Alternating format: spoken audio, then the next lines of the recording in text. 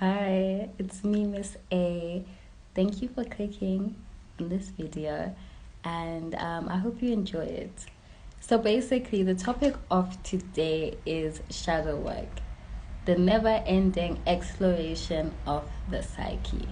Now, I'm sure you're familiar with the term shadow work. It's become very trendy in today's time with social media, TikTok, YouTube. Everyone's talking about shadow work, all of that stuff. It's basically how we discover ourselves on a deeper level to understand why we think the way we do now. And usually it involves looking back at childhood.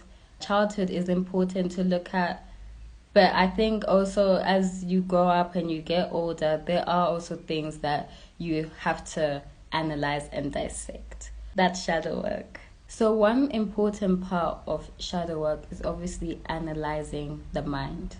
And the mind can either be an asset or it can be a liability. An asset is something that's of value, and a liability is something that takes away from you.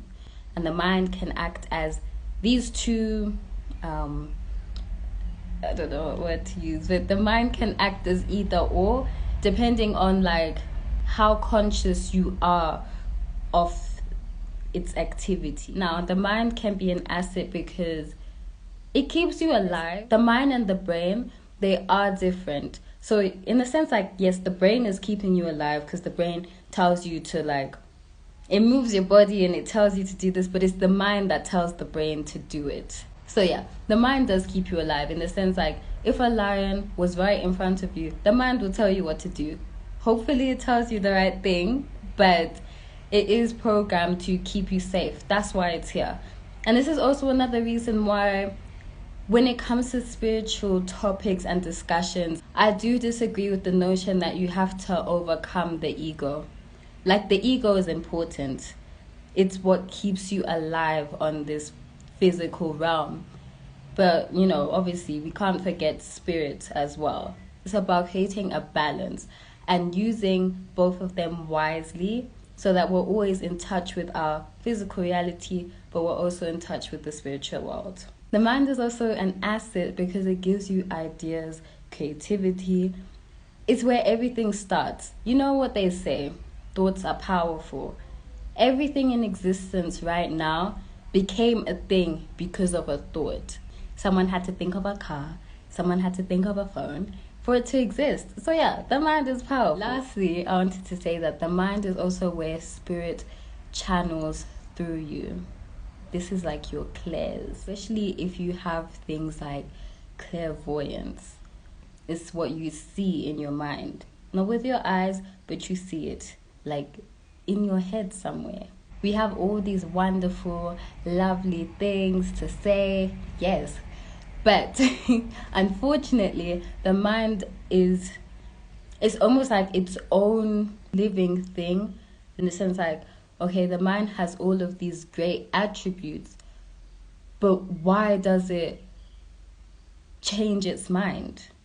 Why does it like change this it flips the script where life no longer seems like amazing? If your mind gave you creative ideas, say you're like a painter and you had a vision of something you could put on the canvas, and then your mind tells you but you're not good enough to do it. It's like, why did you give me the idea in the first place? Like, if I'm not good enough, why did you tell me to do it? Why would it tell you that you're not worth living? That you're worth nothing? You're not as good as everyone else. It becomes a liability because of situations that have happened outside of us. We can overcome this because it's important to know that the mind is not you, you're not the mind. It's just something that exists within you. Therefore, you have the power to overcome it. If you've ever read the book, The Untethered Soul, I'll put a picture here. He basically says that your consciousness, you're also a life experiencing itself, and that is a powerful statement. Because you're not the mind, obviously it means it's something that you can conquer, you can overcome, and you can make it more of an asset than a liability. This is what the outcome of shadow work should be. You know, I don't want to say should, ifs, buts, when, like they're definite answers. There aren't. But exploring these things as they come, when your mind tells you can't do this, you can't do that, why? It's not something you can rush, but it's something you need to be open to. Knowing your subconscious requires relaxation. It requires peace, patience.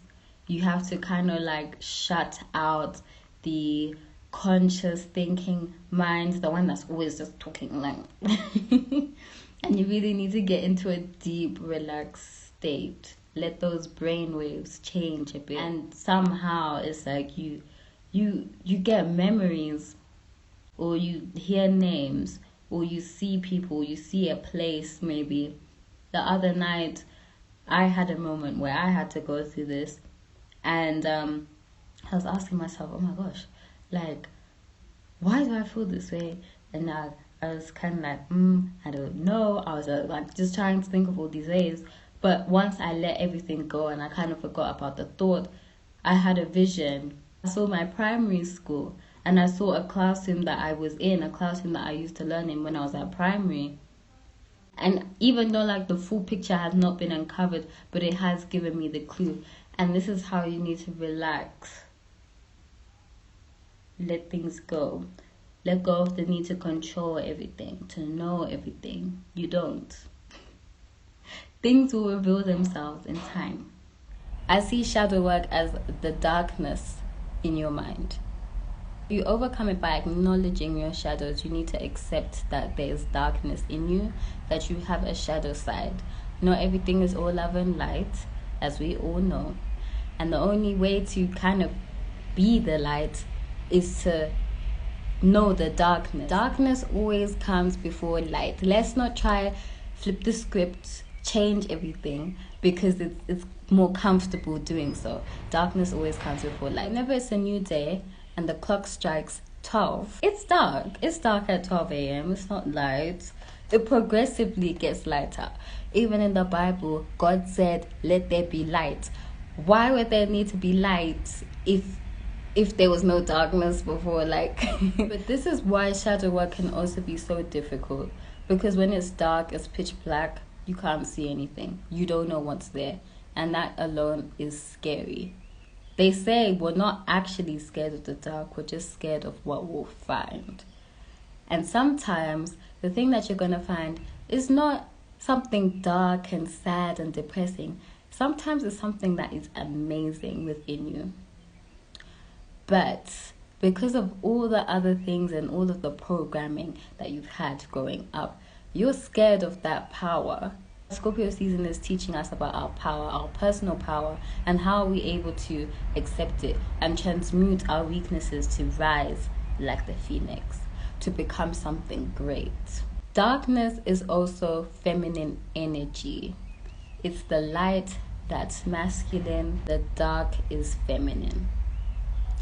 Feminine energy, when we think about sitting in our femininity, it's about being relaxed, calm, open, receptive. This is how we do shadow work. It's not a masculine task where we do and we're trying to uncover all the time. Sometimes you need to give your mind the space to just spread out and tell you things. You cannot control intuitive hits. Try it. Try to sit around and be like, I'm waiting on my intuition. Like, say it's going to happen right now. It doesn't happen right now. It doesn't happen in your own timing. And this is the thing with shadow work. This is why it's a lifelong thing, because it's not in your timing.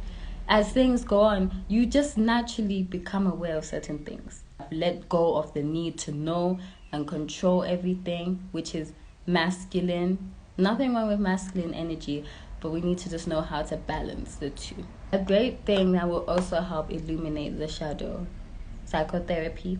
You sit with the psychotherapist and you're put in such a relaxed state where you access the subconscious and things will come to light. And it's an amazing practice. I don't know who discovered it, but whoever did, they're the real one.